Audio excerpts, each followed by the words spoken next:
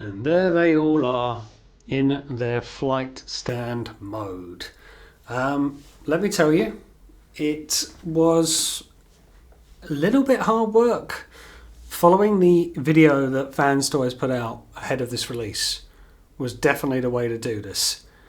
It made the steps a lot easier, but folding out some of the torso around here, the tolerances were very, very tight, and that is a good sign for the combined mode. Looks like it will hold. To my surprise, only one of the bots in this mode, only one of the jets actually tabs in, and that's one connection here for Silverbolt. All 5 of the others, or rather all 4 of the others, they just sit.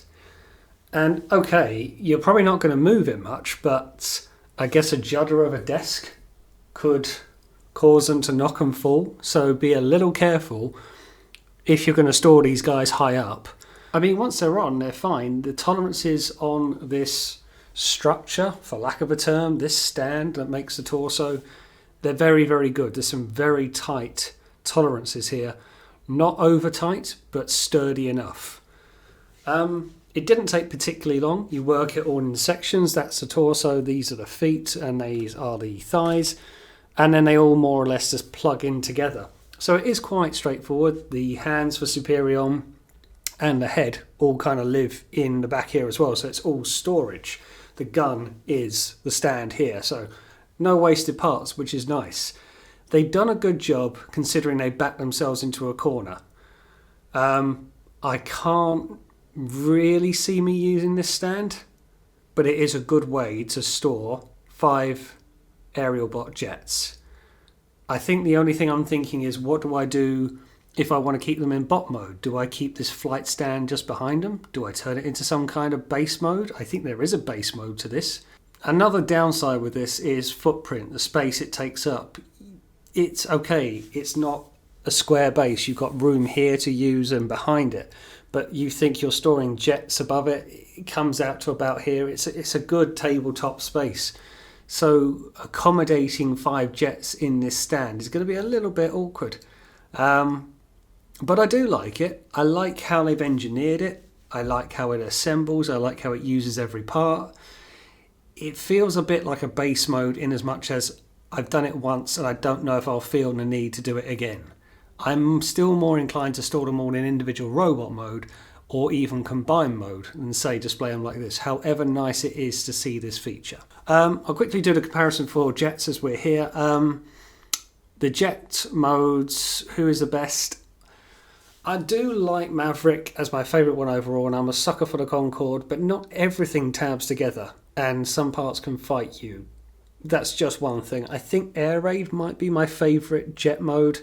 I do really like Jester, do really like Slingshot. Again, Viper comes across as just dull compared to the others, a bit too bland. I do like Goose, I do like Skydive. I think the colour scheme lets him down a little bit. I think you could just do, like I say, maybe a blue cockpit tinted a bit like Jester was, just to give that little bit of pop. One thing that did bother me on Maverick that the Zeta Silverbolt had is the nose cone, unlike a real Concorde, was always white, and this follows a toy deco and it's black. I don't know why they didn't go white, because of course it was white in the cartoon, to go for that full tune accuracy. It's a minor annoyance. I never really saw why they felt the need to do that. But that's all the bots side by side.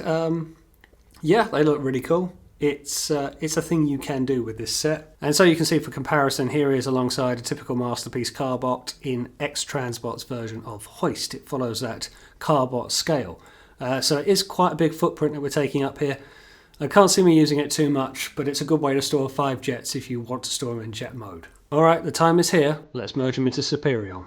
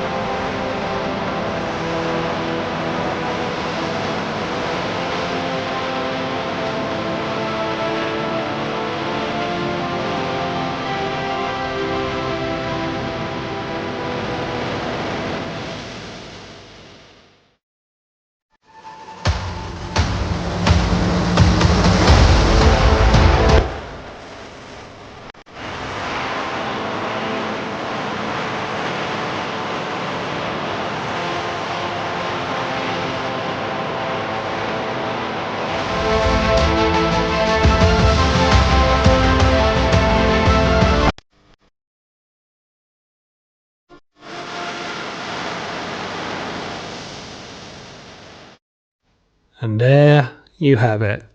Fanstoys' first completed combiner. I think I've done everything right. I've looked on their videos. I think I've lined everything up as it's supposed to be. That is a stunning piece of engineering. The transformation, the build, whilst challenging, is very, very clever. I will condemn Fanstoys for going down a route and taking as long as they took and all the rest of it, but what they pulled out of the bag at the end of it is something special. They have made a very heavy, very good looking G1 Superion, yes with faux parts, but to hold that amount of diecast, 5 robots, and a chest piece which weighs as much on its own, with the heavy feet, with the heavy hands, with the heavy guns, and made that come the end of it with, as you saw earlier in the video, a torso that completely opens out to be a flight stand, yet there's no structural weakness here. It's stunning. It's not to say it hasn't got its problems, at least on my copy, and it's not to say there aren't a couple of downfalls, but what can I say about it? If I give you a sort of a quick tour up and down, there's the heavy feet plugging into Air Raid and Skydive, and then if I zoom in, plugs in more or less, if you've experienced Masterpiece combiners, how that you expect them to. The gun is a nice tight connection as well. And Silverbolt, who is probably the main offender for combining, I don't think that comes as a surprise, adds a lot of back weight. There is an ever so slight tendency to lean back, but I don't get the impression he's going to fall. But Silverbolt will be the main reason for that. You can see that is Silverbolt in a cube, in a Concorde shape cube. That's one of the drawbacks of this set, is how they housed Silverbolt. It's not to say it's bad. Actually, I think I've left something out there. I think that needs to be folded up. But if I get him side on, you might see the tendency to lean.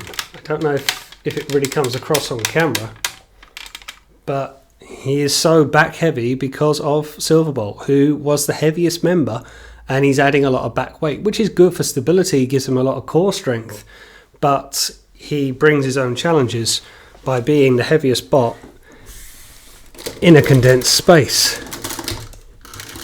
You don't feel like he's going to topple, but likewise I'm wary.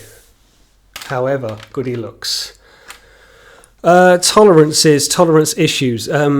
Putting stuff in place, like particularly assembling the lower half, I mean, it tells you to attach the thighs onto the heads of the legs, the limbs, and then attach it to the torso. I did it all ensemble with the torso attached. I just wanted that extra weight as I was pushing them in, because it's sturdy connections, and they've gone belt and braces for Fanstoys. There's a lot of these big clasps you saw maybe on the assembly video. There's a lot of things that fold into place. I'm not so sure, don't correct me, that I think the back of the jets of the legs possibly moved around a little bit as I was putting them together. I'll have to do a little bit of tidying up. I did have a real problem with the inside of Air Raid's foot, that connection. If I turn him round, that did not want to know, but I eventually got it in place. The arms were fine. I will say, and at least something on mine, if I can get it anywhere near in focus, you'll have to take my word for it, and fold this out of the way. Now, for those who know, round about here is the clasp that you move out to allow for the elbow hinge to move in transformation for Viper. And as such, when I tilt the shoulder up, that can come loose, and the only way to fix it is to take the entire arm off, clip it back on, and then insert the arm again.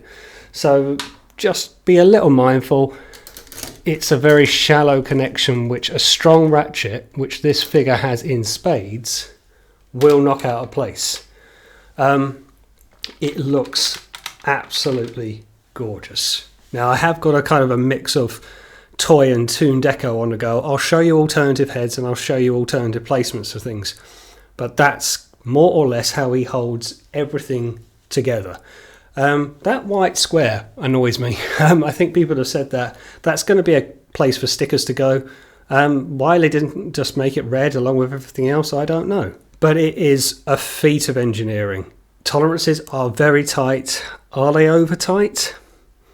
It's probably more uncomfortably tight when you're moving them into place. It's somewhat disconcerting, but nothing broke, nothing breaks. It's very, very heavy though. Probably on Kang Toys Predaking weight, if you know. But that holds 8 bots, much like this holding 5 and one large torso. As I say, I will not give Fanstoys a pass for the way they've gone about it, but what they have achieved come the end of it is brilliant. Right, I'll try and show some articulation. Easy one first. Head articulation. There's a nice hinge on the neck. Now this is the shoulder articulation. This is quite stiff, but you can see the arch he can get upward. Elbow bend is quite good. If I get that a bit more into focus. Wrist rotation on a very nice ratchet. Individual moving fingers out to the side, which is very nice. And of course you can clench all together to make a fist.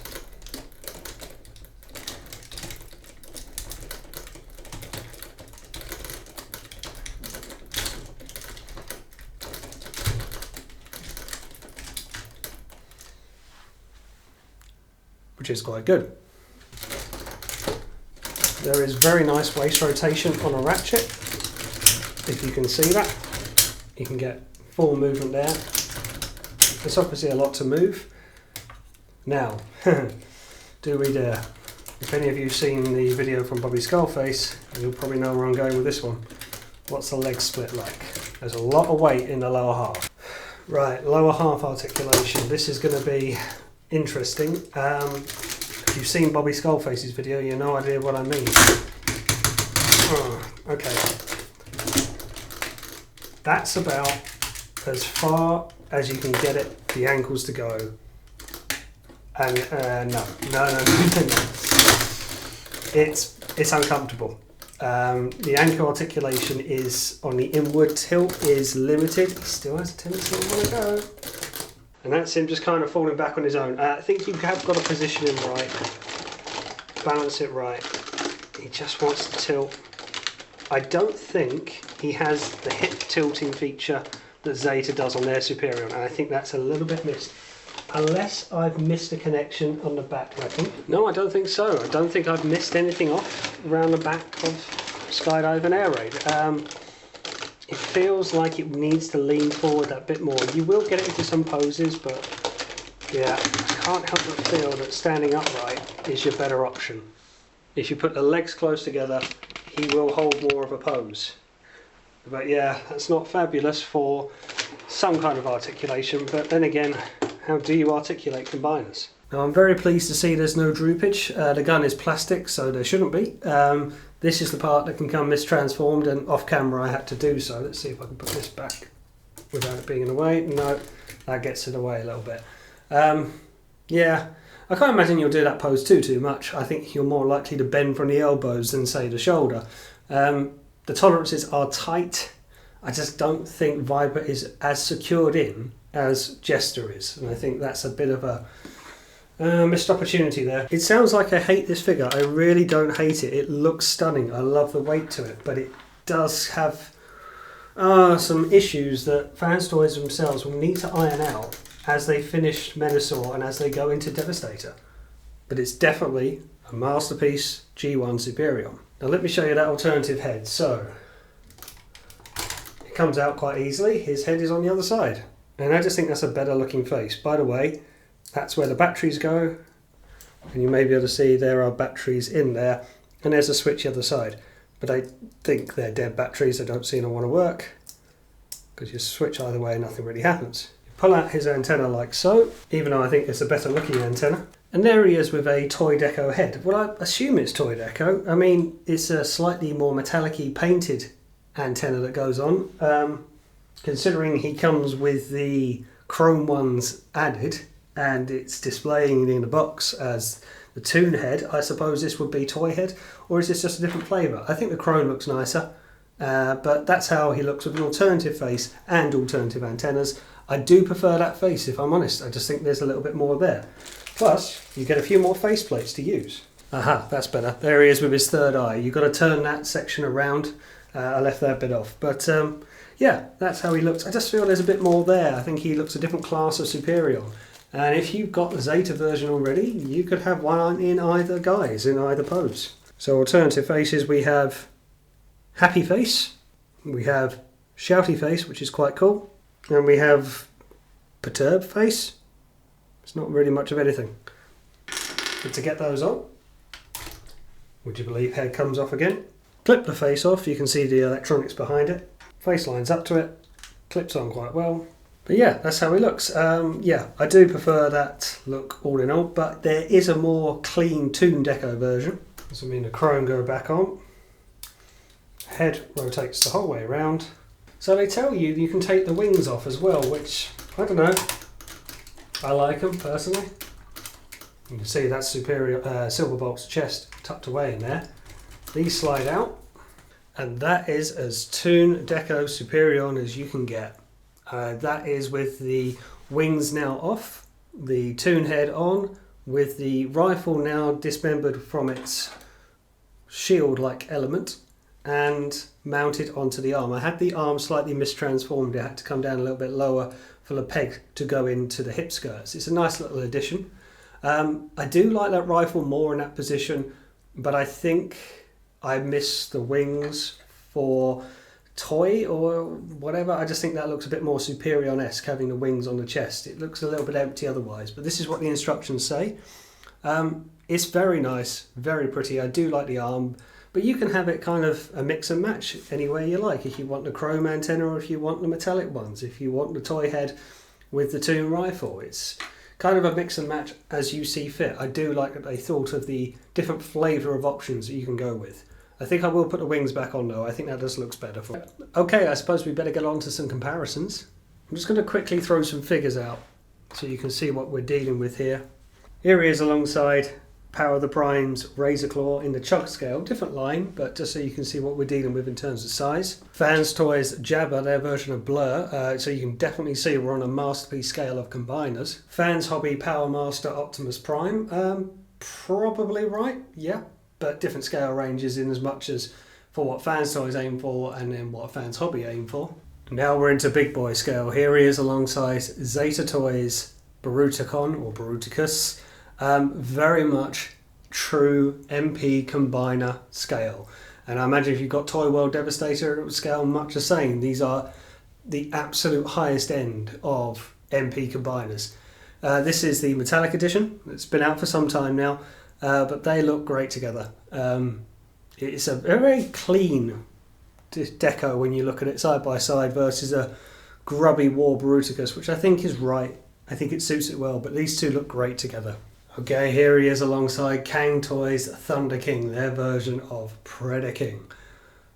Absolutely huge, both of them. They have no right to be this big. It's brilliant. This is what it takes, though, I think, to make a true MP scale combiner. Kang Toys had to resort to 8 members, including the feet, and Fanstoys had to resort to a transformable faux chest piece, the same as with Zeta. I don't think you can get to this size without doing it any other way, and I think Devastator will have the same problem. I think whilst there's 6 members, and in theory should be easier, you've still got the issue of you've got to make a true MP structure of shoulder joints, hip joints, thighs. Devastator should be easier with the 6 members, but looking on this kind of scale, yeah, you need that additional. You just can't rely on 5 bots alone to make true MP scale. And here he is alongside Zeta Toys Superitron or Kronos. I did not expect Fanstoys to be taller. Not in hand. Again, I will point out that this guy is the metallic deco, therefore can look a little bit duller by comparison. It is a much older figure, and I think that shows. I've just realised I've got the arms around the wrong way on one copy. I think I put that on and never changed it.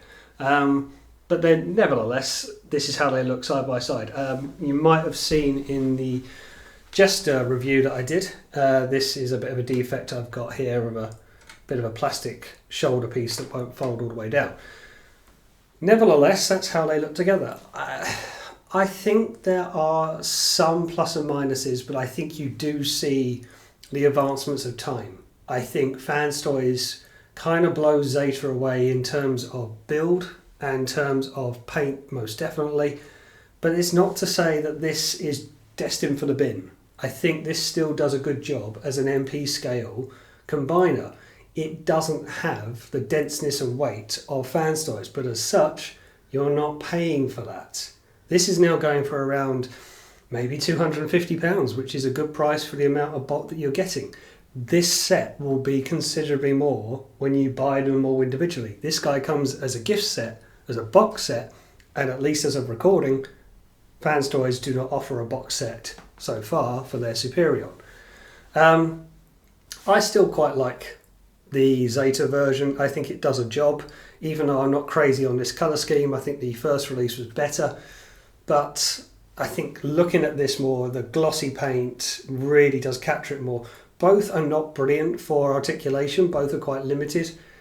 I'm not prepared to put it into some of the poses that Fanstoys say you can get this into. I've seen the images and it looks possible, but there's a lot of weight here and I just don't feel massively comfortable. If you want something just to stand there and look good, maybe either of them really does the job. It depends really how much you want to spend. But I will say this, and I'll say this more again in final thoughts. Zeta, as we know, sacrificed the individual bot modes. The robot modes look rubbish. The jet modes are barely passable, but their combiner looks good. All Fanstoys modes look good. Whatever mode you want to keep your Fanstoys jets in, whether you want to combine them or not, they will still look good. You can't say the same for Zeta. It's just a decision that Zeta chose to go with, and they made the decision, and it's been out for some time. They've benefited from it, but now there's 2 gigs in town. Do you want to go down the truly iconic and articulate, or not articulate as such, but the beautiful looking Fanstoys, or do you just want something to stand there? Do you want to keep both and have them in individual jet modes going around? Quite possibly. This is the biggest competition to Zeta. This is the only competition to Zeta of MP combiners, not including some of the Dreamstar toys, in terms of true MP scale and G1 presentation. These 2 are the only gigs in town. It's interesting to see them together. This was always going to be, can Fantoys rival Zeta? And they've certainly done that, in my opinion. So what is my final view on Ethereaon? Where to begin? I think Fanstoys do deserve credit for what they've made. I think they have made a very, very good combiner. From an engineering perspective, I don't think I've actually come across a toy, collectible, whatever you want to call it, but in that bracket, in that market, I do not feel I've come across something that's been constructed better. With the paint, with the material, with the tune accuracy, hypertune, and hypertune that does not affect the figure. It has a couple of issues. So let's go with the first off. The tolerances, the weight. It's arguably too heavy. I've lifted it up just moving it around. It's quite a dense figure, which is nice in a sense. You feel like you're getting your money's worth. I'll get to that point in a minute. But it's almost too heavy to move. I think when you move things in place, like I was clipping these chest pieces down to put the wings back in, you really have to push them. Getting it constructed is good, it's fine, it's a good puzzle, and a big shout out to Fanstoys for launching those transformation videos ahead of its release. That worked a treat. I didn't actually use the instructions, the booklet that it came with, I just went straight for the videos. Very handy, very useful. More of that, please.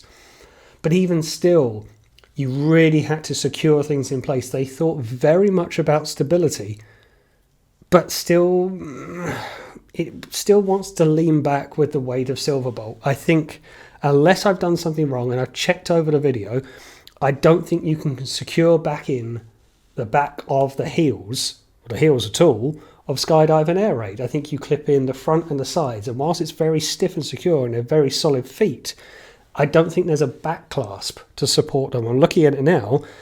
I don't think there's any kind of upward hinge movement to lock it in from the back. You've got all of the plain stuff there, all of the wings, the nose cone, so it would be difficult, but I kind of feel that would be maybe helpful to keep it straight and upright rather than just have that 5% tilt backwards. That's all it is. But when it weighs as much as it does, yeah, you do worry a little bit. That's why Zeta did quite well with the hip movement. You could just slide it forward and all the weight bearing will be at the front, where the feet were mostly constructed to take front leaning weight. That being said, I do think Viper holds it back. I think this arm, being flimsier, being lighter, I think they felt of the combined mode. I thought both arms would be lighter. I kind of alluded to as much in a previous video. But Jester is heavier than Viper. But then again, Viper is holding the gun. And whilst the gun is plastic, is quite a lot of it, and it is quite good plastic, so they possibly felt they don't want to make it heavy, considering it's going to be holding the gun. You could hold the gun in the other arm. There's a peg to do so, but you can't do the arm cannon look, if you see what I mean. I don't feel comfortable getting it into some of the poses they say you can.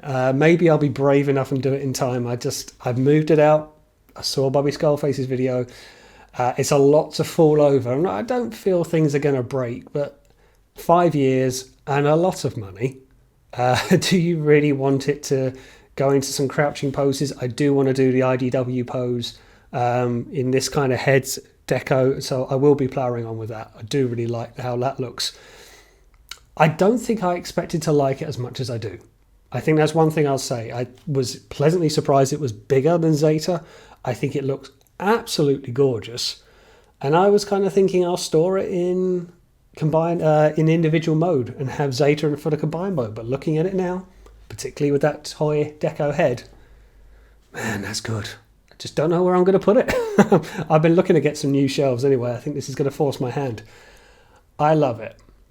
Let me bash on with a negative and talk about the price. You've got to talk about price. So I've touted this up. I've put this all together. Now, the 5-year span is a blessing and a curse. I think I've spent £750 on this combiner. Sounds a lot, but it's not £1,000 combiner. I think other people will spend nearer £1,000. I think other people will spend that to complete Menasor, Marauder, and I think people will spend that much, almost certainly, to build the Fanstoys Devastator when it comes to pass. I got the first 3 figures almost as they came out, and I checked, I spent maybe 100 on Air Raid. That was pretty good, considering it now retails about 150, 160, 170. I maybe got Maverick for 130. That's now looking at 180. But this was 5 years ago. A lot changed 5 years ago. The world was different. That was pre-COVID, certainly pre-cost of living rise. But then you have to tend to answer the question, someone who possibly wasn't in the most fortunate position as I was, to stick with it for 5 years and moan about it for 5 years. Is it £1,000 combiner? Maybe it is. Maybe there is enough here to be all the G1 Superion you need if you're a masterpiece collector. Could anyone better it? I don't think so. Unless the remnants of Toy World being phoenixed up into another company, maybe. But to achieve what Fanstoys has achieved, I can't see another company getting close, but you'll possibly have to pay £1,000 to do it. It's not pocket change, but it's very, very good. I want to give Fanstoys praise, as I alluded to. Triple changes, and combiners are triple changes, get with me on that, that one mode generally suffers. It's kind of a rule we say as collectors, and they've managed to nail all 3 modes. all the individuals. I think Maverick is great, how he transforms into a very good looking silver bolt without being stupidly tall. He's a very nice Concord mode, and okay, he folds up into a cube to be back weight, but they've nailed it. Nothing's been sacrificed to complete this. But you had to go about it the wrong way, and I said as much. You had to be forced into it, and I said this a lot in a slingshot video, so I'll quickly repeat it again. The choice was taken away from you. It wasn't, oh, if you just want 5 aerial bots, you could buy 5 aerial bots. You couldn't buy the torso individually. I kind of feel Fanstoys should have done that. I feel they should have said, look, we'll release 5 figures, and if you just want 5 good-looking aerial bots, then you can. But if you want Superion, you have to pay for the torso as well. They would have got flack for it, just like X-Transbots did. But at least then you had the choice. As I said, when the box turned up, it was an Ethereaon box that happened to house Jester. Don't think of it as anything else. I don't think that's a good way of doing it. I do want to take something away from this figure because of how Fanstoys went about it. 5 years is a long time, and that change of design, after being dormant for so long and people saying, what if they don't finish it? What if they scrap it? They saw it through, but it doesn't absolve them of how they went about it. And you're going to have the same problem with Bandit and Marauder. I think it's something that will forever be a bit of a mark against this figure and how Fanstoys went about it. They will take lessons, they'll learn from it, and I think their Devastator will be a different story. I like it, but it doesn't absolve it. I think if we were told how it was going to be built with this transforming faux chess piece from the start, fine. I've got no problem with faux pieces. I've got no problem with faux parts if it makes a good looking combiner. That's why I like the Zeta combiners, because they look so good, albeit with a massive fake torso that goes on, that if you had them individually, it's just lying around. I get that. Fanstoys found a way around it, but they didn't sell it to us that way when the set was announced, when 3 of the figures came out. So that's my rant on Fanstoys and how they approached it. I don't want to say, all is forgiven because it looks fantastic. It does look fantastic, but you can't be forgiven for how they trudged around it, how they got there. I do think the tolerances is a bit of a concern. I think it will have a tendency to fall over if you're not careful. And as I said, for the flight stand, I like the flight stand. By the way, with the flight stand, I don't think there's anywhere to house Maverick's weapon. If someone knows different, please let me know in the comments, because I was putting all of the guns on the underside of the individual jets. That's easy. But I don't think there's anywhere on Maverick you can store his gun, and I don't think there's anywhere on the frame when it's all cascaded out that you can put it. So I've just kind of got a photo of it sitting at the front. If I've got that right at all, but it's just the one piece that's missing, so maybe I'm doing something wrong. The tolerances are stiff. But it's taking a lot of weight. I do like the security around things like the knees, the clasp upon clasp upon clasp. It's very secure, but it's lovely. It's so good. It's true masterpiece combiner, which is all you can ask for. And okay, where does this leave Fanstoys now? I think we've got to expect Marauder to go a similar way than this. I don't think that's going to come as any secret. It's going to be the secondary trailer of Motormaster, and it's going to make their Menasor. I haven't been collecting that set. I did pick up Drag Strip, just the one, just to see. I'm now wondering, should I go in for it? I haven't got a Menasor of any kind at the moment. I think I sold the only one I had. So maybe I'll go in for that. I'm interested to see how their Devastator is going to shape up. Well, I want to get my hands on Scrapper to really get the feel for it. I think this just looks absolutely brilliant. I think this is so good to look at. It's so heavy. Again, going back to the flight stand. Again, with the flight stand, be very, very careful because the jets do not clip in. And I'm a little bit surprised. Okay, they release the jets without clippings and fittings. They do just sit. And if you've just got them on top of a shelf anywhere and you come in and bouncing around, don't be surprised if they fall. Okay, they might not be shallow connections, but they don't clip in. Only Silverbolt clips in, and he's the longest and arguably the heaviest. Well, he is the heaviest. But this is so heavy. And whilst I like how it's assembled and clipped in and secure, I just don't feel confident getting it into some poses. It's the same with Thunder King. I don't feel massively confident with that. It looks brilliant. Fanstoys have achieved something here. They should be proud of it. But as I say, it won't absolve them of the slack, not overly. But based on this, after 5 years, and maybe not as much as I could have spent on it, What do I give this figure? Close. So very close. I think the engineering is superb, and that's why I'm giving it a high score. 4 3/4 Rodimus Star Badges.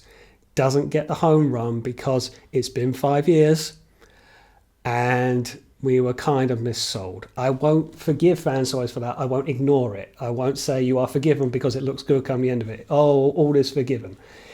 It's brilliant. I'm glad I've got it. I like it, but other people have got their combiners out in that time. Kang Toys got their combiners out in 2 years, which is a long bit of time. And yes, they did alter their design, but 5 years, man, come on. The world's a different place then. People had to sell the individual figures that they had, the 3 figures, and move on their collection in that time. And please do not think I'm hating on this figure. I like how it looks. It's just some fundamental things that I think could have been done differently by Fanstoys, not the figure itself. I'm kind of tarnishing Superion with Fanstoys behaviour, if you see what I mean. I do think I've got everything right. I'm sure people will tell me in the comments, oh, you haven't done this and haven't done that. There's some things I've got to tidy up, but here he is now. He's all connected, and I love him in Toy Deco mode. I think that is the standout mode for me.